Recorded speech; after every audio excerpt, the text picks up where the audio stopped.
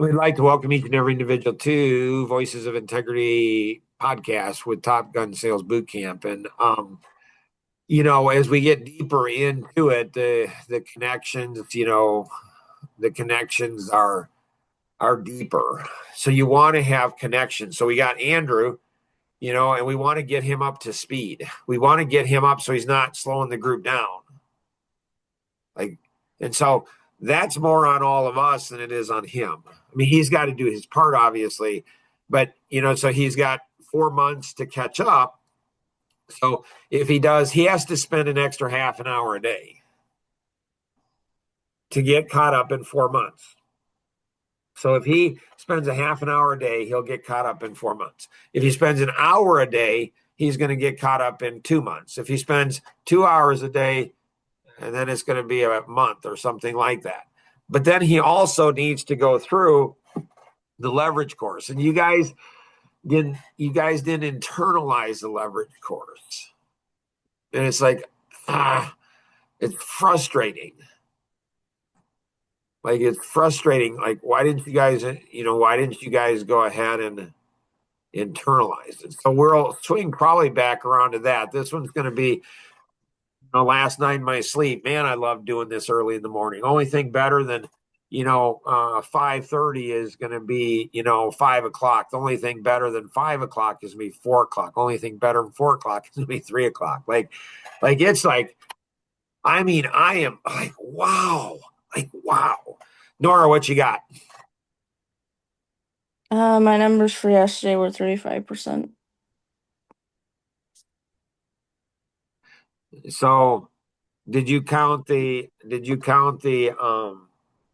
call you and I made together where I went ahead and we scheduled the x-ray, sold it ish?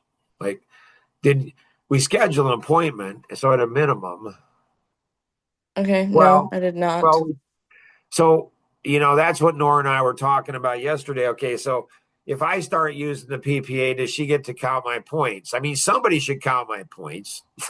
like, like, so I'm still, vacillating. Do I want to go into the PPA again myself? Like, part of me does. What part of me does? Competitive part. The what? Competitive part. Yeah, the competitive part. Like, yeah. like like I love playing pickleball with guys and girls that are in their 20s and 30s. Man, do I love it. Man, is it fun. Yeah, because it makes me feel young again. Like, dang, yeah, I can, like, yeah. So the competitive part and the thrill and the part of being part of a team and, like, hey, I can show you guys how to do this. So, but there's a part of me that doesn't. What part's that?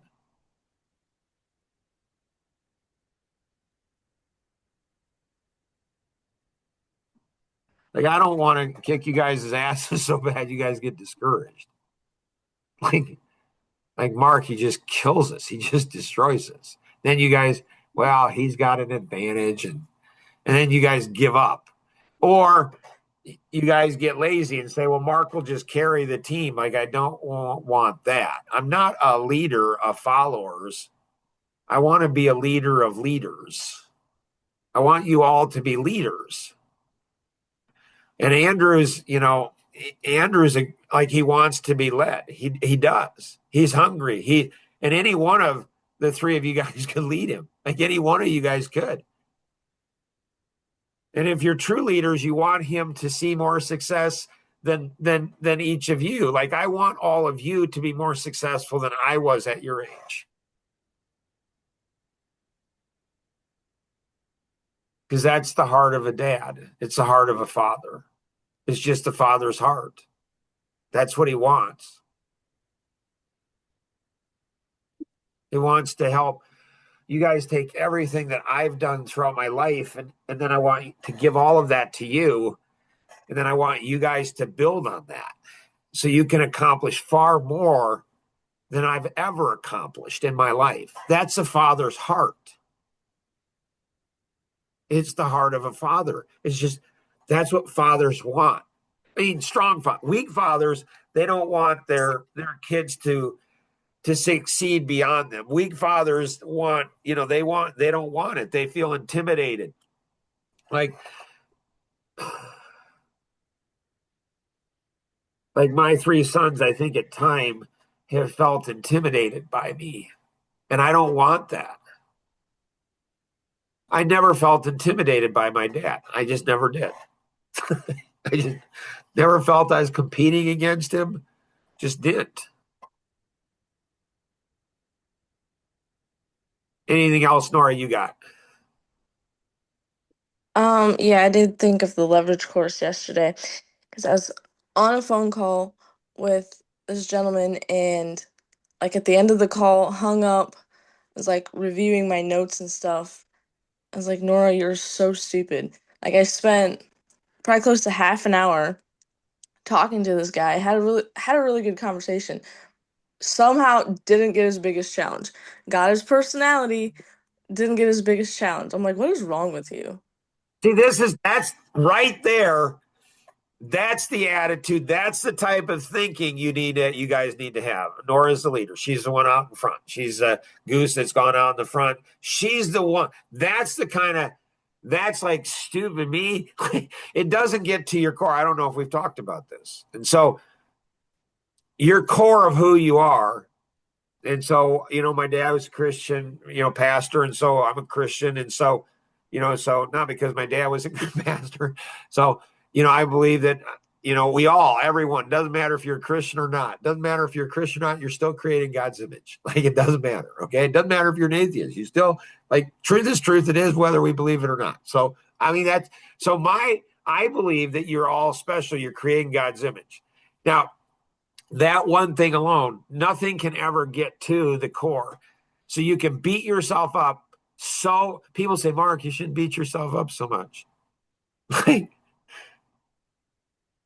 young lady went ahead and said to me, we were playing pickleball and we were talking afterwards, and she's 21 years old, sweetheart. And she's like, just straight up, just rip the Band-Aid right off. She's like, Mark, are you a good dad? I'm like, whoa, girl. But immediately, she's like, Mark, are you a good dad? I'm like, I'm not. I just suck. I just suck. She's like, she didn't know what to, I didn't expect her. She caught me, off guard. So that's the mindset that you want to have, is what Nora had. Is like, am I stupid? And the way it never gets to your core, the essence, it doesn't matter if your business succeeds or doesn't, or you're good in sales or not, you make a lot of money in sales or not, or if your marriage is successful, or if your kids, none of that matters, as you are valuable, you are important, because you are creating God's image. Likewise, everybody is. So you're not any better than anybody else out there. You're just not. You are not any better than anyone else out there. You're just not. Everybody's creating God's image. So you know what? And boys, put the ego away. Just put the ego away. Like, it's funny, my pickleball coach, Courtney, she really is sassy. She's a sassy one. And she loves to be sassy about guys. Like she does. And I love that. Like, it's like, guys, put your ego away. Like, if you want to be good at pickleball, you got to put your ego away. You'll get better. You'll get far better, far faster if you get your ego away. Like, here's a 62-year-old guy. I don't know. She's in her 20s, I think. She's young. Like, I love playing against her. I love when she beats me. I love when I beat her. I mean, I get some help from her teammate. So get the ego, just put it in a closet, lock it in there, throw away the key, get rid of the ego. Just do it. But push yourself, be hard on yourself. Nice, Nora. What does that look like, putting one's ego away? Like, how do you do that? Just So men are, men are characterized by having high ego. Women have high ego too. It's just not talked about. At times, women's ego is higher than men. So, Nora, how do you do it? Um, I would say for me, it's probably,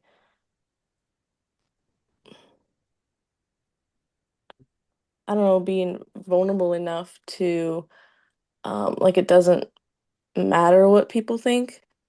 Ooh. If you can get that in your head, like, they're gonna think what they're gonna think. You just need to do what you need to do. I don't See, know. she's onto something. Like that's golden right there. Like that is golden. Because what's weird is people see that we're goofballs. People see that we're stupid. But when you acknowledge it, when she says, "Man, Nora, that's just stupid." When she does that, everybody thinks more of her. They don't think less of her. They think more of her. They're like, wow, she's really strong. She's really courageous. She's got it together because she can, they call it self-deprecation. She can put herself down. And when we put ourselves down sincerely, then we lift it up.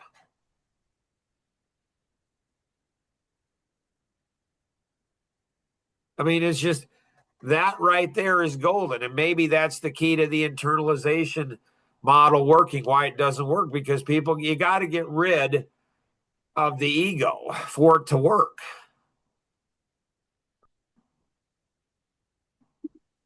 Does that help, Luke? Yes. Anything else, Nora, you got? I don't know if this is lies or not, but there was somebody told me when like you can't control other people's emotions or feelings, so you can't control what other people think, but you can always control what your thoughts are, what your feelings. You're responsible for yourself, not other people. So Kenny's working on the technology, I mean, I think I picked up most of that. So you can't control other people's what they think. So in life, often we want fragrant roses and we get, cow manure. And this is a cow manure principle in life, in sales. It just, in business, this is often what happens. You get cow manure. You just do. You're like, really? Like, I worked so hard. And like Nora, she's had some big hits in sales. And that's what happens early on. There's another, adorable young lady that didn't make it through the system. And I will forever feel that loss because I really liked her. I still do. But, I think she was one sale away from making it. And so she had a heartbreak. She had a disappointment. And I get it. And that's what happens in sales. Nora, the difference is Nora pushed through it. So, in life, yeah, we can't. There's a church I go to. It's called the PB Church, and so a lot of people call PB something different. Like it's just interesting. I heard of a new PB yesterday. I'm not going to repeat that one, but and so because that would probably get a lot of people joining that church. So it's the spiritual. Like I'm totally fine talking about the spiritual and not like I don't have to talk about it. And so if people want to talk, and so a lot of people do talk to me about spiritual. They're like, Mark, you're unlike any other Christian I've ever met. I'm like, right? Like I don't ask if that's good or bad. And so the like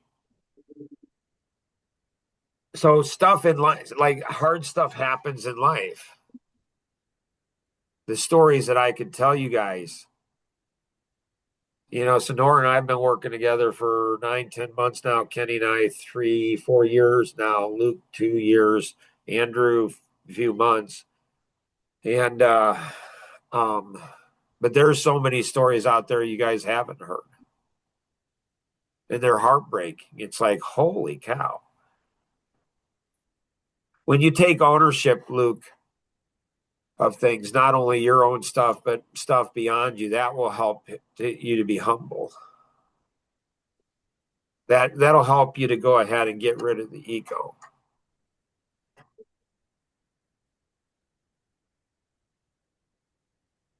If you have good mentors who care more about you, good mentors, good friends who care more about you as a person than the friendship. So I think with all of you, I think I care far more about you as an individual than I do about our friendship.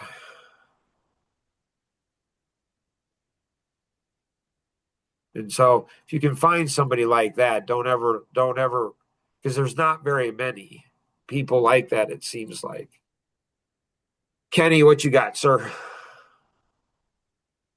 I did not get anything on sale yesterday. Okay. Luke, what you got? So how do I determine when to follow up with someone? And like, it sometimes seems when I follow up with them, I follow up too often where they tell me, "Hey, we'll call you once we're ready." And I don't like that happening. Yeah, there's something in your voice and your tone. And so typically the expressive and the driver will follow up. They'll go for the sale, they'll go for the close too fast. And the amiable analytic will go too slow. So the driver, because they're more assertive, the driver and the expressive will go for the close too quick. So one of the things that Courtney's teaching me in pickleball is she's trying to teach me patience. So my driver takes over in pickleball. She's my strongest in pickleball. She just laughs. She just giggles. She thinks it's funny. And she mocks me a lot about it. And so the analytic's going to be more patient. The amiable is going to be more patient. And so understanding yourself. So with you, like, people don't mind if you push them too hard as long as you're sensitive to it. And so you might go ahead, like one thing that it took me decades to understand, like I'd have inner conflict. So I'm a driver analytic. So I've got both, which is kind of harder in a way. Luke, you're more, expressive driver. So you're going to have this stuff. You're going to be double assertive. You'll do that more often. But if one of the things, like when I had inner conflict, should I close them? Should I close them? Should I push them? Should I push them? So now what I do, and I had this with one of Nora's leads, where I called him and he said, hey, I'm going to move forward at the end of the month. And he said, so call me and we'll schedule a time to do the business x-ray. And I said, okay, we'll do that. Oh, real quick before I leave. So you do the quick while I leave. So quick, one more thing. So you get one more thing. It's in the PS. You always use the PS in an email. You always use, because it's one more thing. You want one more thing. So I said to him, oh, one more thing. I'll wait until the end of the month as long as you promise not to get upset with me for not pushing you sooner, because there's so much that you're missing out on before doing it. He laughed, I laughed.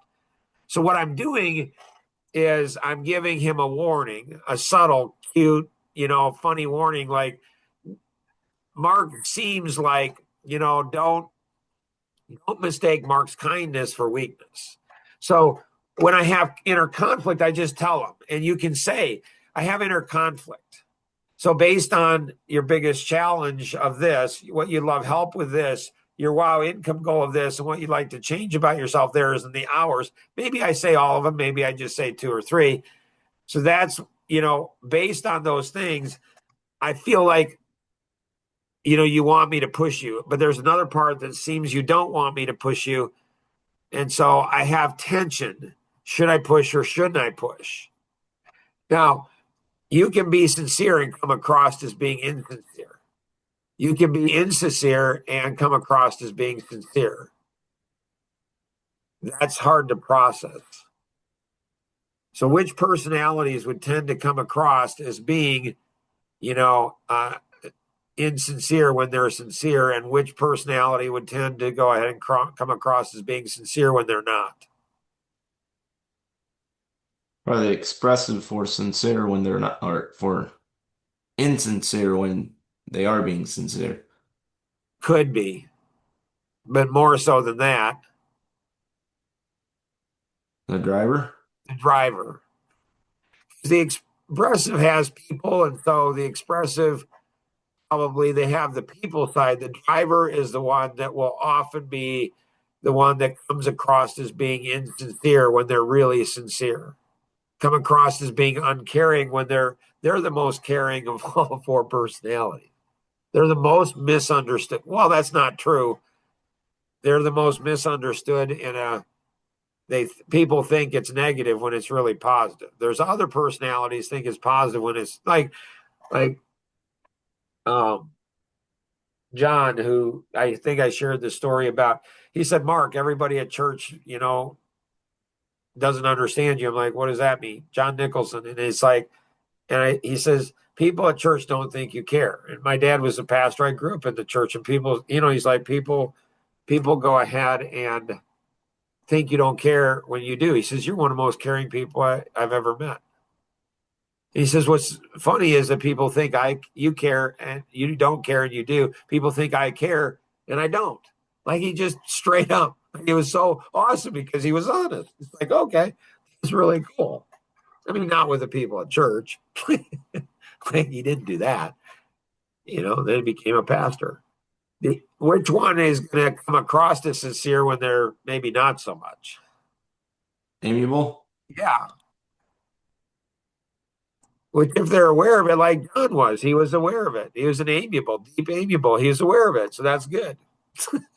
Like, he didn't care. People thought he did. He did. Like, he just did. What gets the amiable in trouble is when they actually convince themselves that they do care when they really don't. Then that's when they become self-righteous. Anything else, Luke, you got? Nope. Andrew, what you got?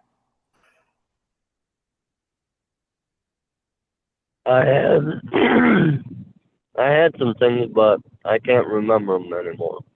All right. So what you want to do is write those things down. Nora, I don't know if you skip over Luke and Kenny.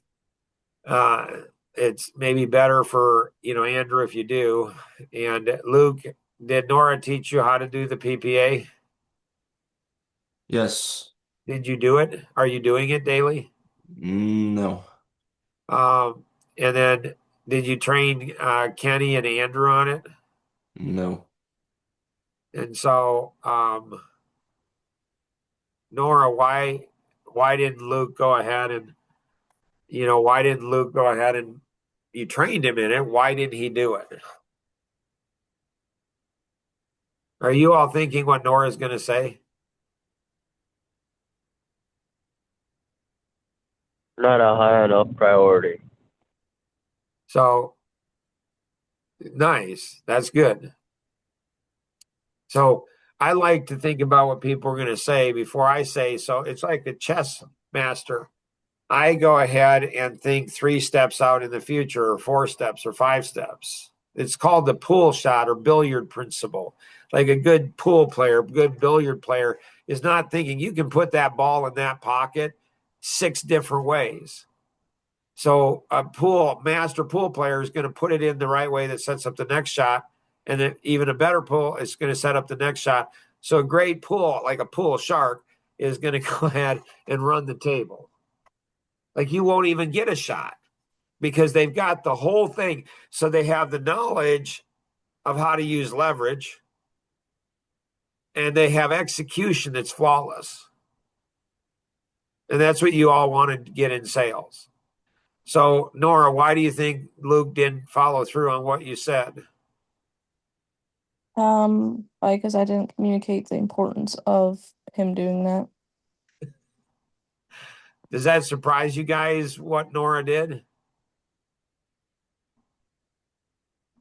So this is one of Nora's greatest personal strengths, and one of the things that's going to hold her back in leadership.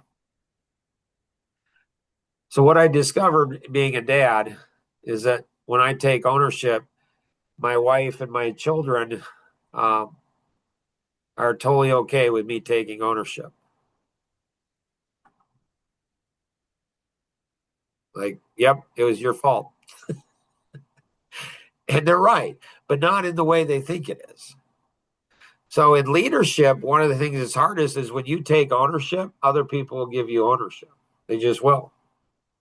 So that's where leadership is so rough, because you have to take ownership, you have to model it, but people don't learn. Whoever takes the most ownership is the one that's going to learn. So that's what I figured Nora would do, because that's just Nora.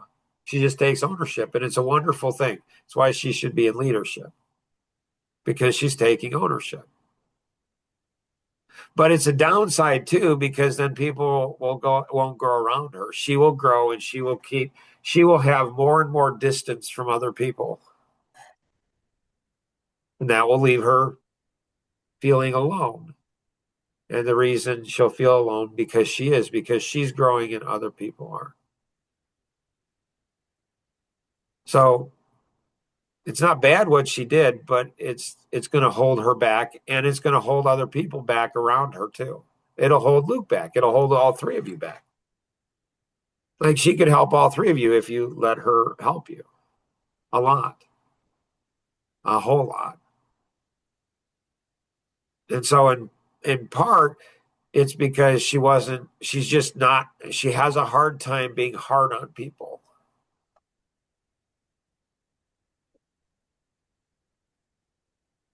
And, some could make the argument that she's hard on the wrong people.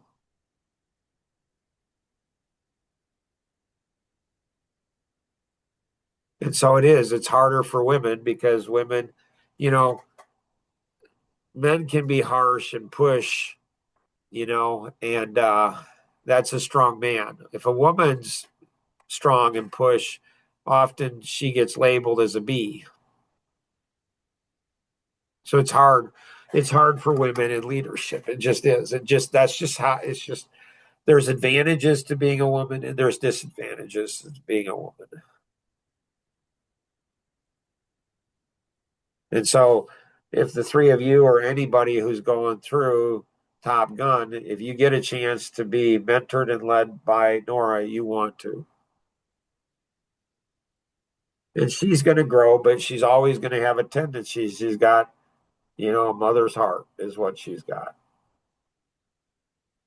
And so she's going to have a hard time pushing people, take it or leave it. It's like, okay, so she doesn't, and I don't know if that'll ever change. I mean, that's a part of her, that's a beautiful part of her, who she is as a person, as a woman. But it'll hold her back, and it'll hold other people back. Sometimes you got to get rough. You just do. Anything else, Andrew, you got, sir? No. So in the pre-show today, wow. I don't know if we can hear Kenny. Kenny, anything you want to share about the pre-show?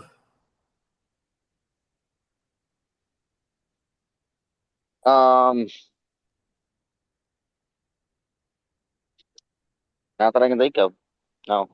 Luke, anything you want to hear about you want to share about the pre-show? The men,